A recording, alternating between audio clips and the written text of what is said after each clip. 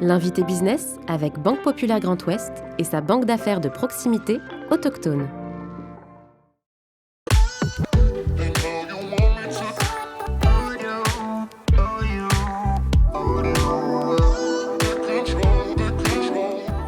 Bonjour Rachel. Bonjour. Merci beaucoup d'avoir accepté notre invitation dans le fauteuil de l'invité business. Je vous en prie.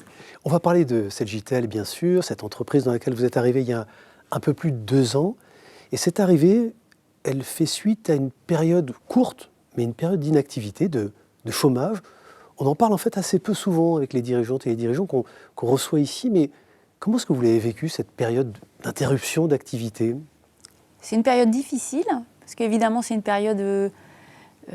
c'était la première fois que je me retrouvais au chômage. J'avais toujours travaillé, plutôt beaucoup travaillé. Et donc, c'est une période de doute, malgré tout. Alors, même si c'est que 4 mois, pour moi, ça m'a paru très long. Et donc, effectivement, c'est pas une période facile parce que tout le monde pense qu'on va retrouver rapidement.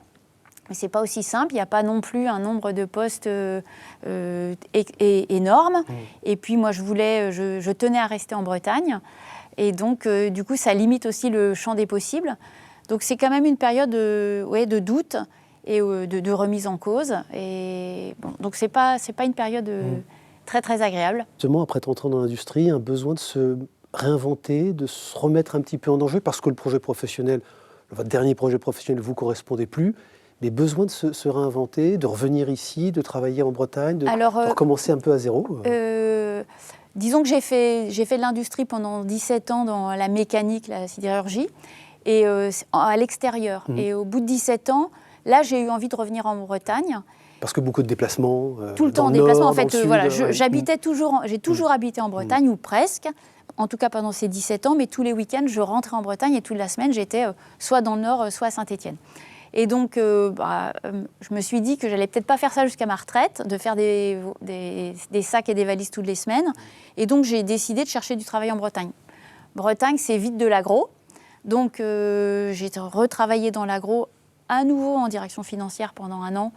Et puis, très rapidement en direction générale. Et puis là, au bout de 4-5 ans, le projet me convenait plus. Et donc, le choix de refaire une expérience qui me plaisait vraiment... Mais par contre, toujours en Bretagne. Oui, ça, c'était important. Bon, et la rencontre, parce que c'est une vraie rencontre humaine, justement, avec le groupe Le Gret, et notamment Celgitel, évidemment. Quels souvenirs vous en gardez ? C'était vraiment une vraie rencontre de personnes, une rencontre entre femmes. Il faut nous raconter ça. Oui, j'ai été donc en fait chassée par le groupe Le Gret, par l'intermédiaire d'un chasseur de tête. Et donc j'ai eu un entretien avec Valérie et Carole Le Gret, les 2 filles de Noël Le Gret, qui aujourd'hui dirigent l'entreprise. Et effectivement, c'est un entretien de 2 heures. Et tout de suite, ça a matché. Enfin, je suis sortie de là en me disant, je vois pas comment on ne peut pas me rappeler. Honnêtement, voilà. Tout de suite, effectivement, des valeurs communes, une expérience familiale forte, voilà, que je retrouvais aussi chez moi. Et donc, oui, quand je suis sortie de cet entretien, j'étais en totale confiance sur la façon dont elles géraient l'entreprise, ce qu'elles attendaient de moi. C'était un vrai choix pour elles aussi de mettre un dirigeant chez Celtigel, puisque jusque-là, Celtigel, il n'y avait pas eu de directeur général. Donc, c'était une volonté chez elles de mettre un directeur général chez Celtigel. Et ce n'était pas une décision facile. Et du coup, tout de suite, cet entretien, s'est super bien passé. Ouais. Ça a été vraiment immédiat. Vous croyez qu'elles ont été attentives à quoi et sensibles à quoi ? Autrement dit, qu'est-ce qui a fait de vous la bonne candidate ? Passage et rôle de confiance, on le sent bien, dans la transmission justement en direction générale, ce qui n'avait jamais été fait auparavant, en effet. Ouais, je crois, moi je suis quelqu'un d'assez naturel, je dis ce que je pense, il n'y a pas trop de vernis chez moi. Et donc ça, ce sont des personnes aussi qui sont très directes, très, très simples, donc ça a bien fonctionné. Je suis aussi... j'ai besoin de justice, en fait.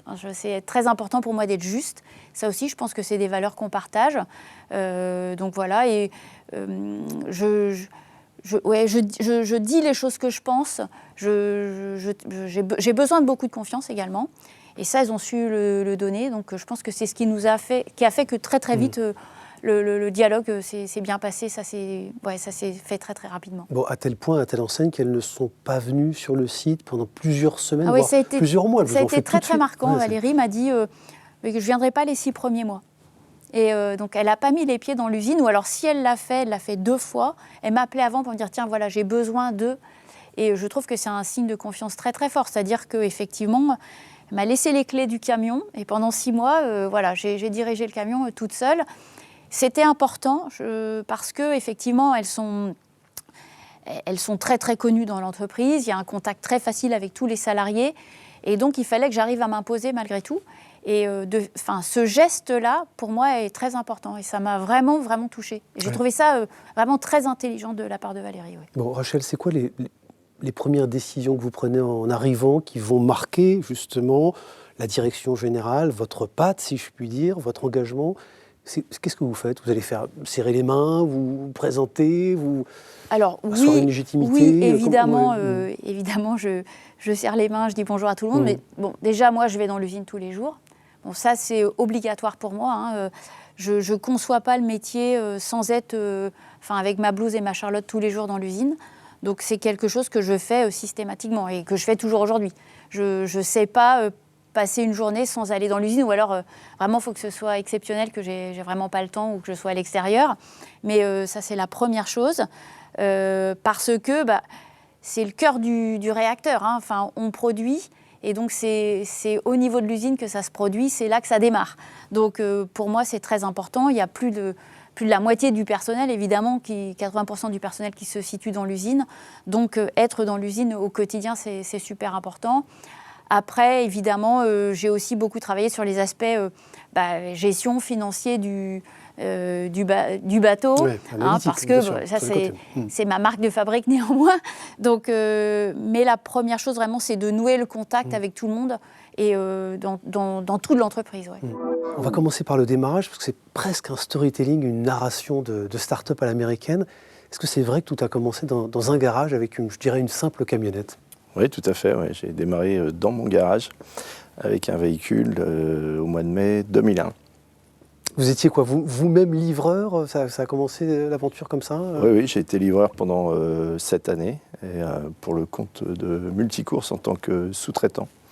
Puisqu'à l'époque, Multicourse n'avait que des partenaires sous-traitants. Et j'ai eu la chance qu'ils nous fassent confiance. Et puis j'ai travaillé pendant 7 ans et livré sur des secteurs et sur toute l'Europe autrement. Bon, et depuis 2007, vous avez fait grandir cette aventure, et notamment par des sujets d'acquisition, on pourra y revenir, de manière organique aussi. Qu'est-ce qui a guidé vos choix? C'est plutôt votre intuition? Vous n'avez pas forcément fait de formation en marketing, en business. C'est peut-être aussi l'école de la vie. Comment vous avez grandi? Oui, c'est un mixte, donc c'est l'opportunisme, des rencontres, et puis le business qui a changé avec Internet. Donc on a surfé sur la bonne vague.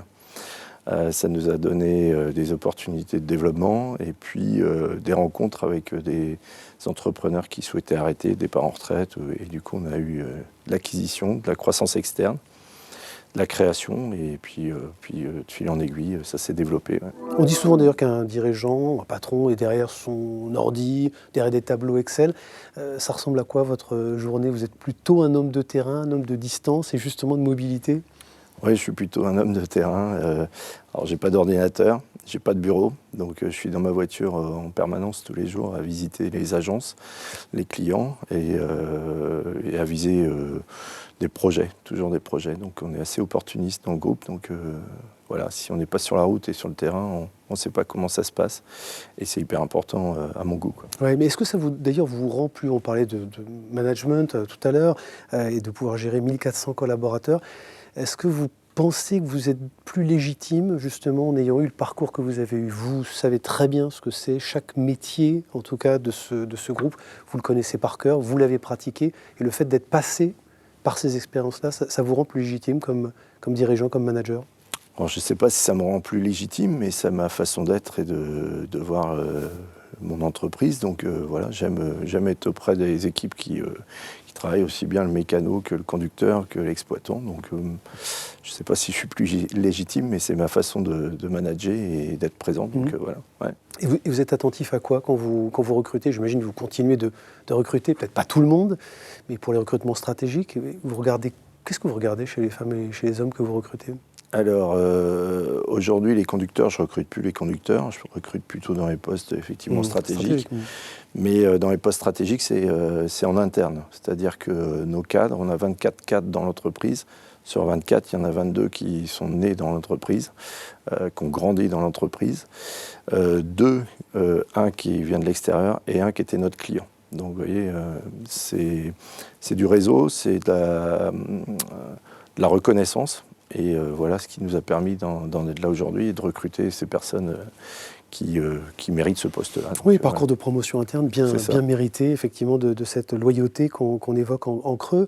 On l'a mentionné aussi au démarrage de cet entretien, la question des nouvelles technologies, ou en tout cas de l'intelligence artificielle, on en parle beaucoup, la livraison par drone. Vous êtes directement concerné par ces sujets. C'est quoi? C'est une vraie lame de fond et c'est une menace pour vous, au contraire, une opportunité? C'est pas une menace, c'est une opportunité, c'est un changement de cap, de métier, de façon de voir. Il y a des postes qui vont évoluer.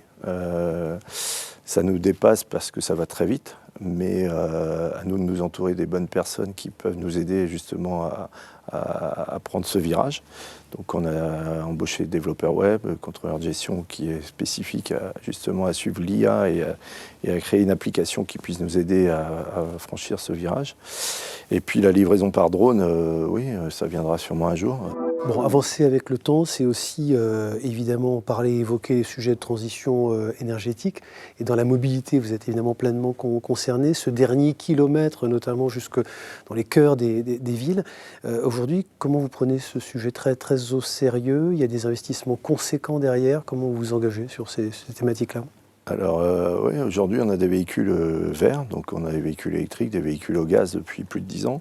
Et là on a fait les tests de véhicules hydrogène. Donc là les véhicules hydrogène vont sortir, je dirais plutôt fin 2025, début 2026. Ça reste assez cher comme produit. Par contre les véhicules électriques ont bien évolué et sont plutôt fiables. On est encore en retard par rapport à la Chine parce qu'ils ont des batteries amovibles qu'on n'a pas chez nous, mais ça viendra.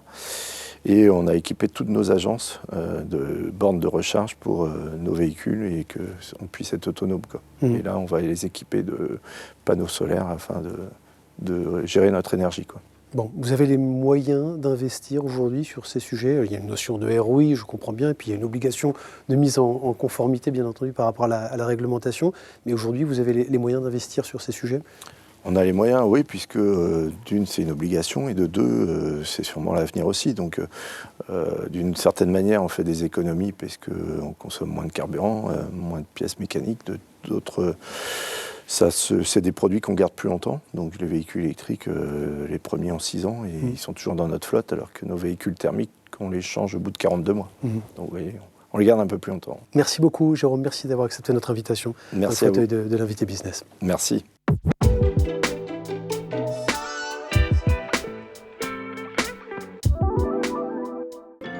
L'invité business avec Banque Populaire Grand Ouest et sa banque d'affaires de proximité autochtone.